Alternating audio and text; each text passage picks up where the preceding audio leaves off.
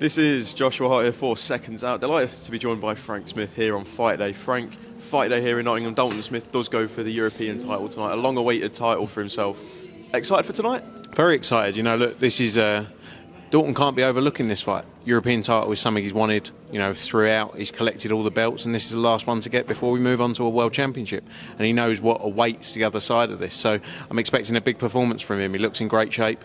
You know, he's had a long time out the ring, but I think he's going to go straight back in there and show, you know, remind everyone what he can do. When I was on my way down this morning to meet you here, I saw a little clip on Twitter from ITV and Dalton expressing his interest to fight at Hillsborough and headline at his local stadium. Is that a dream that could turn to reality with a win tonight? Yeah, definitely. Look, that's definitely the long-term aim, something we've been speaking about, you know, ever since we signed Dalton Smith. That was always the plan. You know, we've had many stars from Sheffield over the years. We've been involved in many big nights, and he is the next one. You know, he's going to deliver those big nights. So it has to be the right fight, obviously, but I definitely see in the next 18 months that is a possibility for sure. Just looking at the undercard, we were meant to have Nico Levi's on the card tonight, but from what I read, a medical issue has ruled him out of tonight. Correct. Do you know roughly what the issue was that has ruled him out? No, again, it's confidential, obviously, but it's a matter that he'll be going through, and as soon as he can be back in the ring, he will be. You know, look, ultimately, the fighter's health and safety is paramount, and that's, you know, why the British Boxing Board of Control are there to do their job. So, you know, I'm sure we'll see him back in the ring soon. Do you expect it to be a quick turnaround for him, not a long layoff? I'm hopeful. I have to be honest with you, I don't actually know the details of it myself. You know, I was advised yesterday that he was unfortunately not going to be able to fight.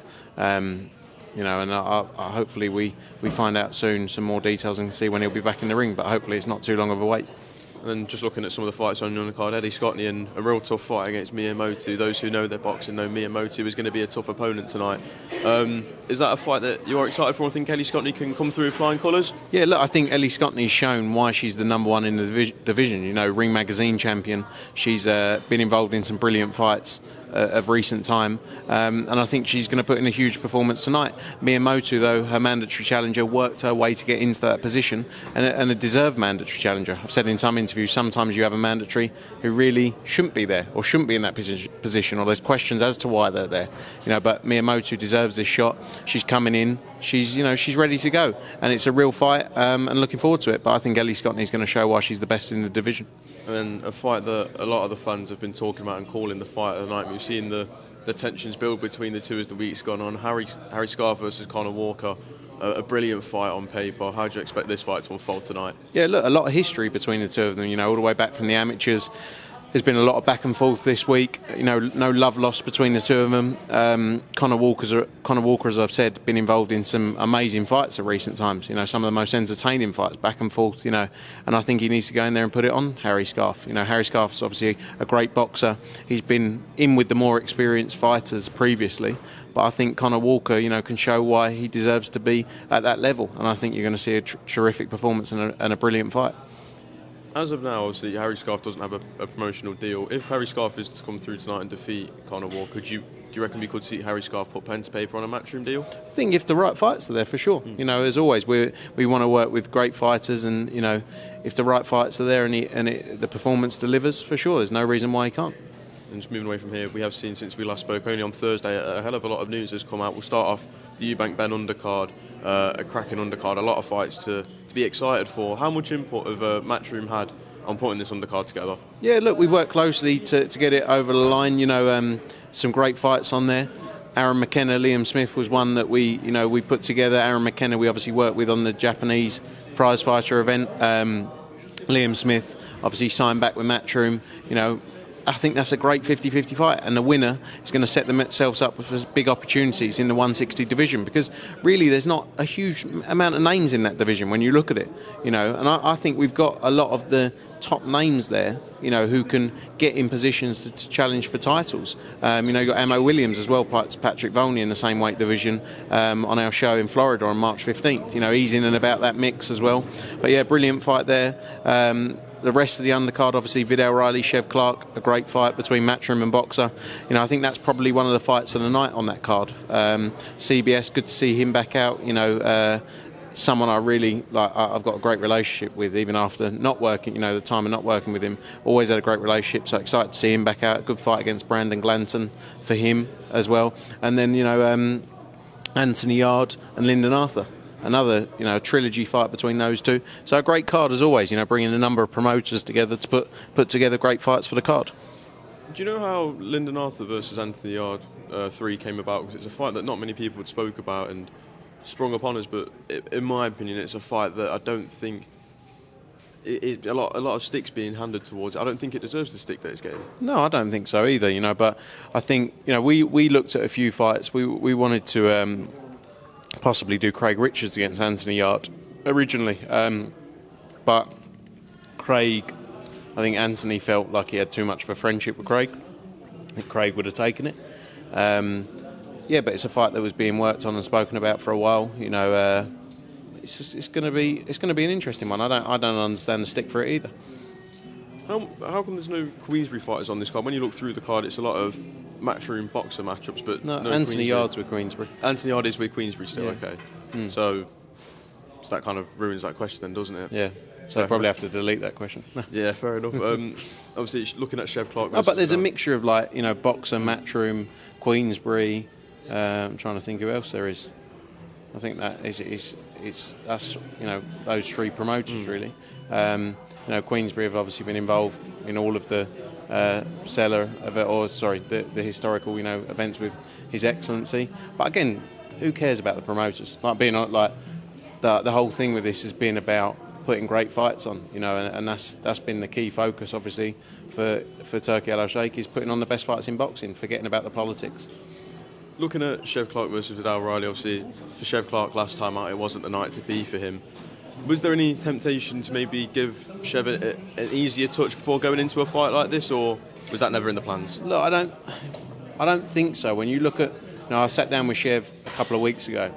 You kind of forget he's 35 years old, I think, Chev. He's at the peak of his career, and he knows he needs to. Look, the loss against Mosquera, he took a challenge for the European title. It was a great fight, a close fight. And there's no shame in that. It doesn't mean the whole thing of in boxing. You take a loss, that's the end. I mean, historically maybe, but not now. It's about great fights. Chev Clark Vidal Riley is a great fight. Chev knows he needs to get straight back in there. He doesn't need a warm-up fight. These guys, you get more out of high-class sparring than you would out of an 8-rounder that doesn't really do anything for you, is the reality. And I think he knows he needs to push on.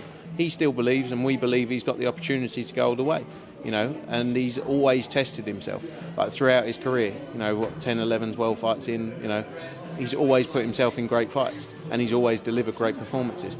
And he didn't get the win on one, but ultimately that's not going to define you. That fight is not going to be the definition of Chev Clark's career. I spoke to Gareth A. Davies, I think, about a week and a half ago now, and this was before Eubank Ben. I think it's when Eubank Ben had just been announced that it was signed. In his words, it said that Turkey getting that fight together and made so quick exposes how poor negotiating is in boxing nowadays. What do you make of that statement? No, look, I think the reality is that, it takes a lot of the aggravation away from it, because it's not about splits, it's about getting a deal done that you're both happy with. So it's not like we deserve this, you deserve, the whole argument of splits, etc. That went out the window. It was like, can we do a deal that you're happy with? Can we do a deal that you're happy with? Yes, happy days, all good, let's get on with it.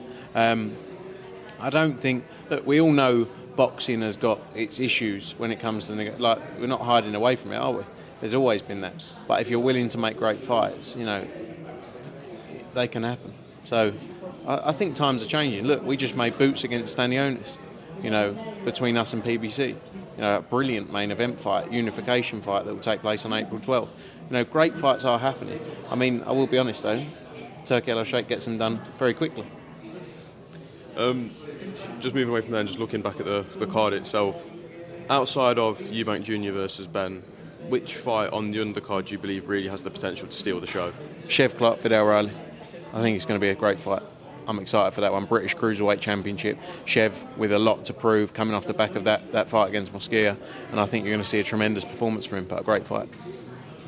How quickly was that fight discussed? Obviously, we saw Days. within the matter of weeks, obviously, because of Isaac Chamberlain pulling out of the Vidal-Riley fight. So, was there any conversations of that fight before that, or there was a thought around that fight happening? You know, obviously subject to the result, but we made it in days. You know, a matter of days, and got it over the line. Looking at the main event, who do you believe has the bigger challenge? Do you believe Conor Benn going up to 160 from 147, or Chris Eubank Jr. coming down to the 160 and then having to do the second day weigh-in as well? Who do you think faces the bigger challenge? Look, I think Conor is a natural 147 fighter, and Chris is a natural 160. At times in his career he's gone up to 168. I think openly said that he wants to fight at 160. It's always been his plan to fight at 160. I'm not in his team, so I can't tell you how he does the weight. Only he could tell you that. But he's not a big middleweight. I don't even expect him to be much over 170.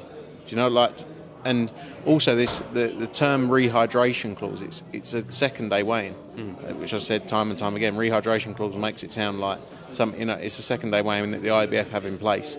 So it's not something that's just. I know this isn't an IBF fight, but it's not something that's just been put in place for this fight. It's been there for a whole host of mega fights over the years. Where fighters have come up in weights, and there's been, look, Conor's got a big task coming up 2 weight divisions, but they both accepted it. Conor accepted to go to 160, and Chris accepted the terms to do the second day weigh-in. So it's like our job at the same time is to do the best thing for Conor Benn, and Chris's team is to do the best thing for Chris. And we both made movements because the first fight was at 157, this is at 160. So it's all a negotiation, isn't it? And everyone was happy to do the deal at that basis. Where do you think I guess you say confusion and the uproar has come from about this rehydration clause, if it is such a standard procedure usually, especially as you mentioned the IBF rules, the second day weigh-in's a mandatory process? Because I think a lot of people take a stance on Conor Benn now, and everyone, he's the devil in many people's eyes. So all of these things, Conor, go putting a rehydration clause in, and they create this narrative around it. But like I say, I don't even think Chris would. Again, I'm not in his camp, but I'd highly doubt he'd be much over 170 even the night of the fight. Not talking about the morning. You're not talking about he's got to weigh in at 9 p.m. before he gets in the ring and be 170. So I don't expect Conor to be obviously anywhere near it. Like I say, he's a natural 147. But I just think a lot of it comes from the now dislike probably for Conor, just being honest. And he's always going to be a bit of the villain now in people's eyes, is the reality. And, it's a bit like the whole situation, when you hear like Spencer Oliver, Simon Jordan all talking, no one can kind of let go of the past now with him, and that's kind of going to be what he has to deal with. What time on the fight day will both fighters have to meet the scales on the fight day? Or, yeah. What time in the day would that be? In the morning. It'll be in the morning. I think 9 a.m. I think. Okay, fair enough. Obviously, I spoke to you and asked you about the reported article that Sky having some issues, maybe whether they want to show the fight or not. Obviously, just a quick one here, but do you know if DAZN have maybe had any issues, or will DAZN be broadcasting this fight? 100%? DAZN will be broadcasting the fight. Like I said to you the other day, the piece that you're talking about, it's not really for me to comment. I don't have that relationship with Sky or the people in question. So that's one more to be directed there. But our focus is getting a great fight on, and that's what we've got. You'd probably have to direct that question their side on the other way. Do you feel the rivalry of this fight has changed in the fact that when this fight was first made, it was all based on the bloodline and what the fathers had done in the 90s, and now it's the fathers are hardly even mentioned. When you put these two names together, we mention it in the sense of, this is how the rivalry was created, but this seems a hell of a lot more than just defending the family name now between the two of them. Yeah, look, you have to... The reality is they both wouldn't be there without their fathers. They're both... Without those names, this fight probably wouldn't be happening, because Conor wouldn't be going up to fight, a guy without that history at 160, without that. So the fathers' names will always be a key part of it. The difference is here, there's real spite and dislike. That probably, I'm not saying wasn't there in the first fight, but it was around the legacy of the fathers. This is about, I want to beat him up from each side. There's a real dislike, and You know, you'll see that in the press conference, you'll see that in the build-up. You know, when you think back to the build-up of the first fight and what that was like, and we didn't quite get to the event, obviously, but this is going to be another level. What is the difference between these Ring Magazine shows and the Riyadh season shows? What's different about them? That's something, you know, obviously Turkey Al Sheikh has, I think, taken over the Ring Magazine personally. Riyadh season obviously is a government event, so it's a slightly different setup. You know, I'm sure there'll be more they can discuss on it. Probably, again, a better question for them. You know, Ring Magazine, I'm sure there's a whole wide plan of what the long-term approach is with it. You know, obviously got so much history in the sport. We've seen some great things already, and these events will be brilliant as well for the sport. So, yeah, probably one that they can give you a clearer picture on. And just moving away from here, looking at some of the fight announcements, you mentioned Boots versus Stanionis, a brilliant fight, a great main event that a lot of people are going to be excited for. Are you just happy to deliver this big unification that I know you guys and Boots have wanted for so long now? 100%. You know, Boots wanted the biggest fights. He wanted to unify. You know, before looking to move up in weight, he wanted to become a unified world champion. You know, and it's the Ring Magazine belt as well. The number one in the division this will create. You know, and that's what Boots wants. From there, we see where we go. But Stanionis is the second best. Boots is number one. But this will decide that for sure. You know, so a massive fight at Atlantic City, a great fight to add to the schedule, and you know, another one where we show that you can work together, you can make great fights happen. And I think when you look at that as part of our overall schedule, like we kick off here in Nottingham, we go to Vegas tonight with Diego Pacheco. We got a next gen show with George Liddard, Janae Boston headlining next week in London. 2 weeks after that, we've got Jack Castro against Arnold Barboza for the interim world title. Feb 22nd, probably the biggest show we've ever seen in boxing in Saudi, with some of the best names. Bivol gets his chance to become undisputed. Feb 28th, we're in Mexico. March 1st, we've got Crocker Donovan for the final eliminator. March 8th, we've got a show that will be announced in the next few days. March 15th, we're in Orlando at Caribe Royale for Amo Williams and Amari Jones' professional debut. March 22nd, we're in Sydney in Australia, which we announced last night. George Kambosos, Sky Nicholson, Shanika Johnson, Tera Moana on that card. You know, March 28th, Pat Brown makes his professional debut. April 12th, as you said there, Boots against Stanionis. April 26th, Eubank against Ben, and a few more bits to be announced. So what a time for boxing, and you know, I can't think of a better schedule than what we just said there. Just quickly, one more on Boots. Sorry. Yeah, so good. One more on Boots. Was there any conversation of moving Boots up to 154? Obviously, we saw a lot of conversation after his last fight against Jakadian. When did you come to that decision of we're going to stick at 147 and target these unifications? Look, there was discussions that were, you know, very openly talked about, but he wanted to focus on 147 and becoming unified champion. And you can't blame him for that. He's taken on the best, or the second best in 147 division, and he wants to win another belt. Fair play to him. Obviously, you speak about the schedule there. Just looking at Pat Brown's debut, one thing, this is just a question I've had on my mind for a while. How many rounds will Pat Brown's debut be? Are we looking at a 10-rounder, 8-rounder? No, I think it is. Let me tell you exactly, because I don't want to get it wrong. Okay. It's a 6 or an 8. 6 or an 8. But let me tell you the exact.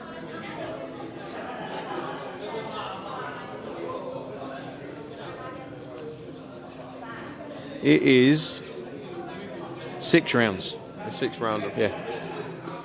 So does this show how much faith you have in that fan base of Pat Brown? It's very rare we see someone headline on their debut, but normally when you think of a headline, you think of it a 10-rounder, so a 6-rounder headlining on a Friday night.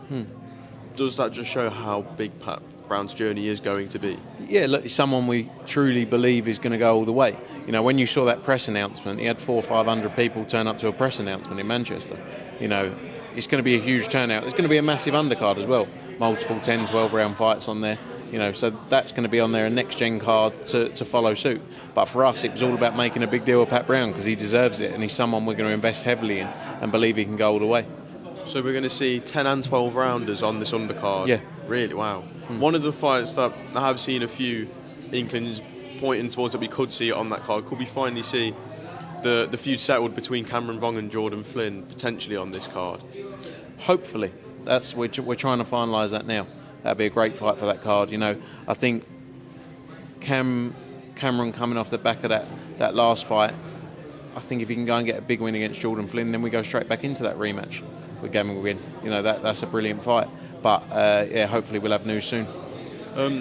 Just back on April 12th, Ray Ford has said he's going to be on the card again. I've seen a few reports swimming around social media. Could we potentially see Raymond Ford versus Rocky Hernandez on that card? I mean, Rocky's fighting on our February 28th show. Okay. Currently, but anything's possible. We're working through opponents now. One of the fights I was looking at before was Zelfa Barrett before he went in against Jazza Dickens. But you know, anything could happen there. The Ray Ford and the Shakram Giasov as well. You know, WBA mandatory will be on the card as well, and then we're just working through the last couple of bits. There'll be a few of our young prospects as well out on the card. And then obviously you mentioned George Kambosos, the Sydney show announced last night.